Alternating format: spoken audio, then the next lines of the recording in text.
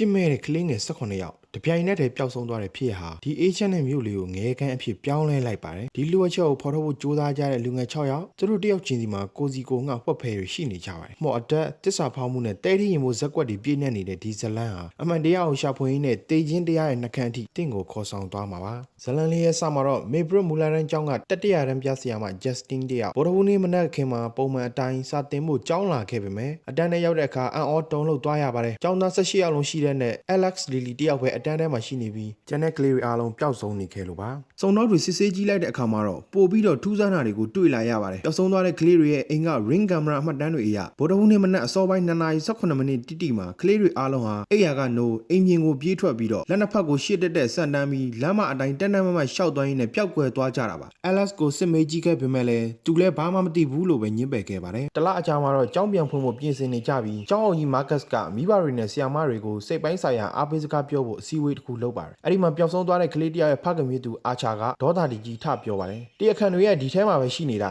ာဘာလို့အချိန်ဖြုံးပြီးဖမ်းမနေကြတာလဲဆိုပြီးတော့ Justin ကိုလက်ညှိုးထိုးပါလေရော Justin ကစင်ပေါ်တက်ပြီးသူ့မှာအပြစ်မရှိကြောင်းရှင်းပြခြင်းပေမဲ့လူအုပ်ကြီးကလိန်ညာသူလို့ဝိုင်းអော်ကြတဲ့အကြောင်းအစည်းအဝေးလည်းပြတ်သွားခဲ့ရပါတယ်စိတ်တက်ကြသွားတဲ့ Justin ကအရက်ဆိုင်မှာတောက်စားပြီးအိမ်ပြန်လာချိန်မှာတော့ဖုန်းနံပါတ်အမည်မသိစီကနေနောက်ကျောကိုတတိထားဆိုတဲ့ချင်းချောက်မှုကိုခံရပြန်ပါတယ်ညဘက်မှာလည်းသူမရဲ့ကားဖျက်ဆီးခြင်းခံလိုက်ရပါသေးတယ်နောက်ရမှာ Marcus ကသူမကိုခွင့်ယူဖို့တိုက်တွန်းခဲ့ပေမဲ့သူမကတော့အလုံးလုံးမှစိတ်တည်ငြိမ်မှမှုညှင်းဆန်ခဲ့ပါတယ်Alex နဲ့တွေ့ခွင့်တောင်းတာကိုလည်း Marcus ကမင်းဟာဆရာမပဲမိဘမဟုတ်ဘူးကလေးကိုတော့မပတ်သက်နဲ့ဆိုပြီးပြပြတတာတားမြစ်လိုက်ပါတယ် Justin ကတော့မကျင်တတ်တာနဲ့သူမရဲ့ရီးစားဟောင်းဖောနဲ့တွားတွေ့ပြီးရင်ဖွင့်ရင်းနဲ့အတူအိတ်ခဲ့ကြပါတယ်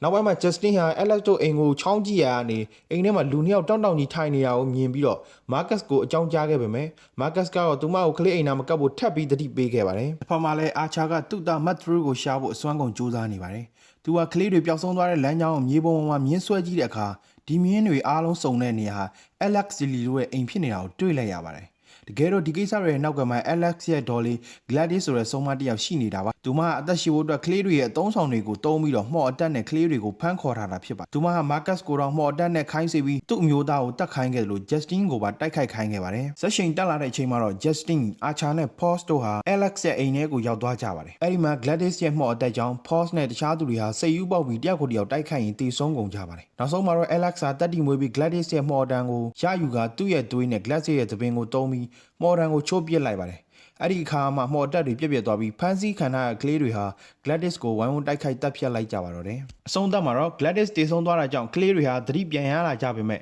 Alex ရဲ့မိဘတွေကတော့စိတ်ပိုင်းဆိုင်ရာမူမမှန်တော့တာကြောင့်ဆေးရုံမှာပဲထားလိုက်ရပါတယ်